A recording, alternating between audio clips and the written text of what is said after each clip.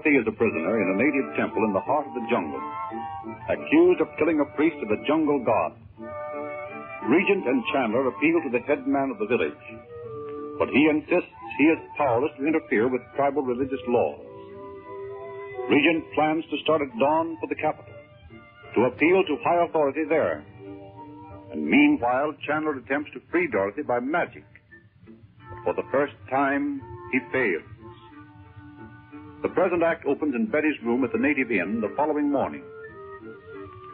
Chandu, the magician.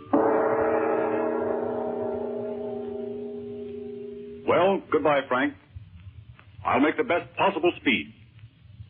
I'll let you say goodbye to the children for me.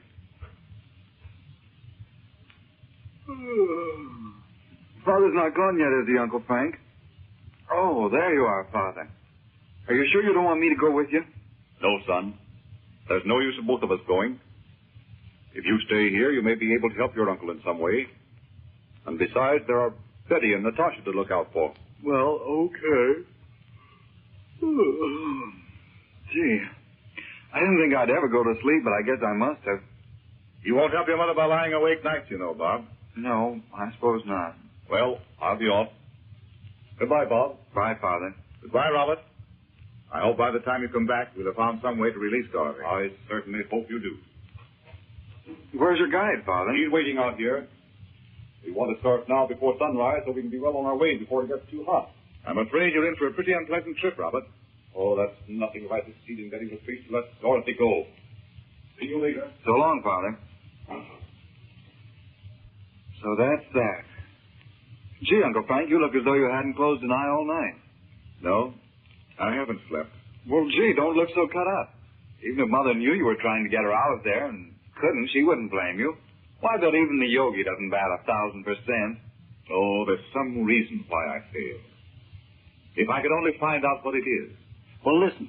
You remember that time up in Montevideo when you couldn't hear the message from the yogi on account of Dimitri? Maybe it's something like that, huh? Maybe. You don't think so? Oh, What do you I don't think? know what to think. Well, I don't want to rag you about it. Gee, I know you must feel awful. I feel awful myself. Good morning, Uncle Frank. Morning, Bob. Morning. Good morning. Is Father gone already? Yeah, he left about 5 minutes ago. Sorry I didn't wake up in time to say goodbye to him. I didn't go to sleep until awfully late. He asked me to say goodbye to you for him. He wanted to get an early start, you know. Yes, I know. Uncle Frank, you know what I've been doing? Why, what, Betty? I've been getting some clean things together for Mother. Do you suppose they'd let us take them over to her? Yes. About half an hour ago, I was sitting here and I heard someone come up on the veranda, very softly. Have you been up all night, Uncle Frank? Yes. This lady tapped on the screen and told me that for the present at least, I might go to visit your mother, and that I might bring either one of you with me each time I came. Oh, that's wonderful. That sounds as though they might keep her there for a long, long time. Well, we'll soon know what they intend to do. Well, how soon can you go and see Mother? Oh, yes. Can we go right away? Poor Mother. She must be so scared over there with all those terrible natives and maybe bugs and even snakes. Oh, I just shivered all night when I thought about her over there. I think we can go as soon as it's light. She won't be asleep. Where do you suppose she is?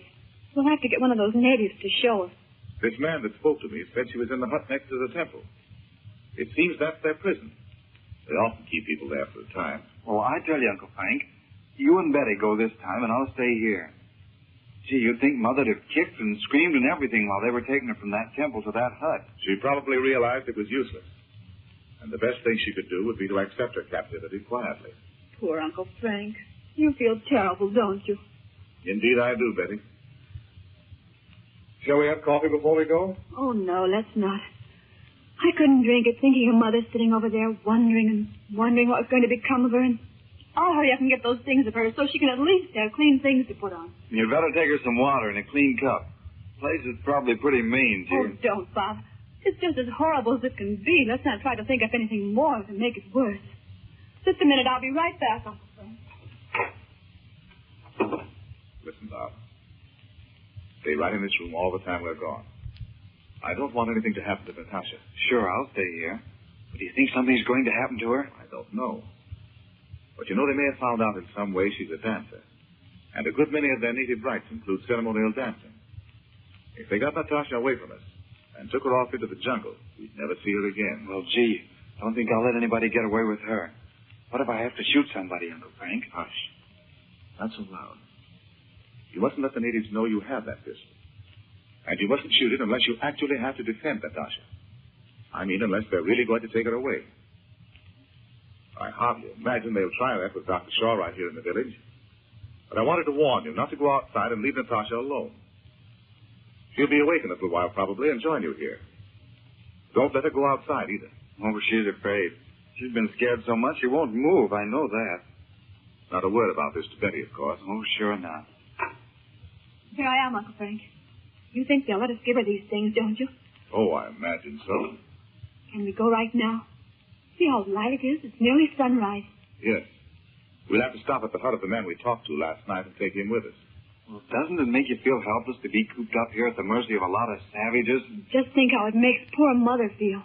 Come on, let's go.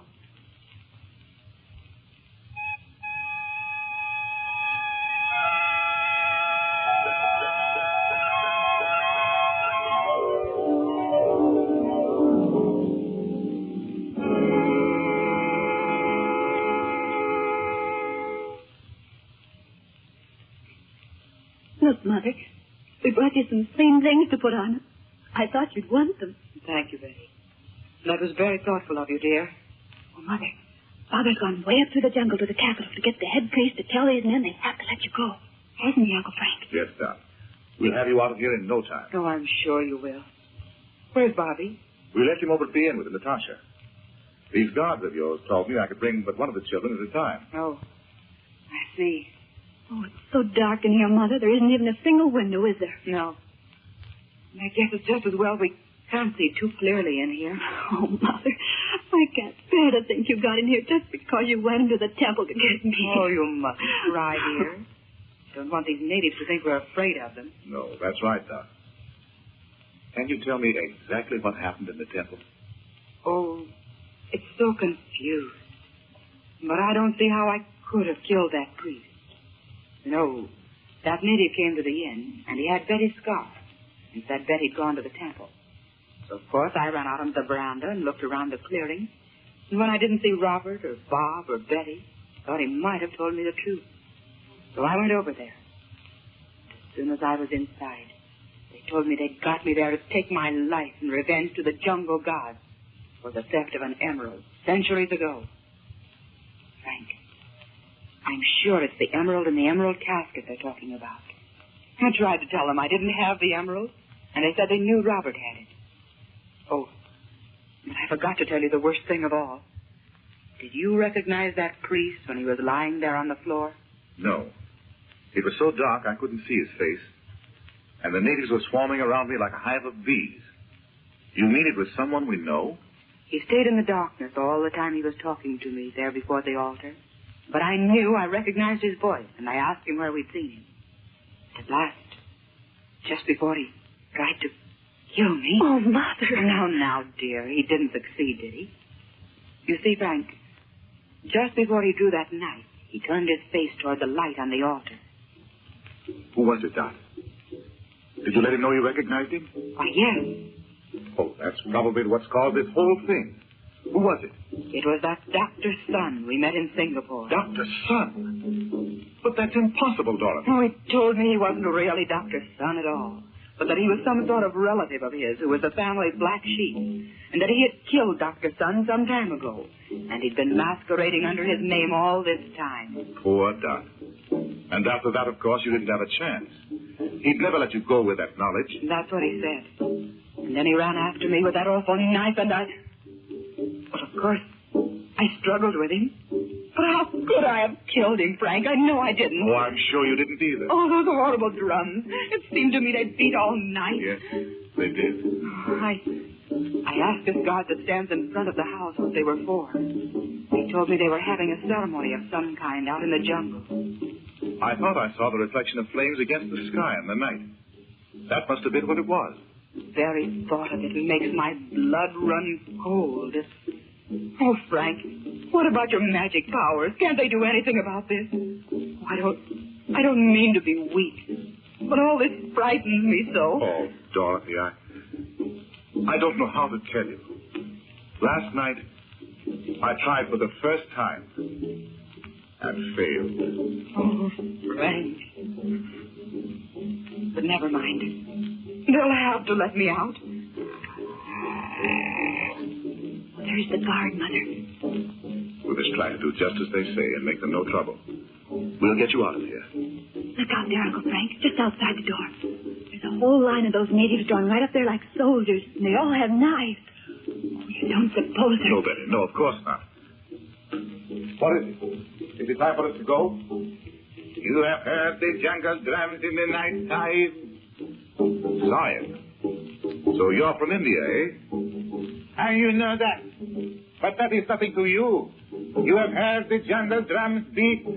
Yes, of course. The jungle drums say that tonight when the moon is high, the Mem Sahib shall be brought before the priests of the jungle god. And the god shall give her life or death.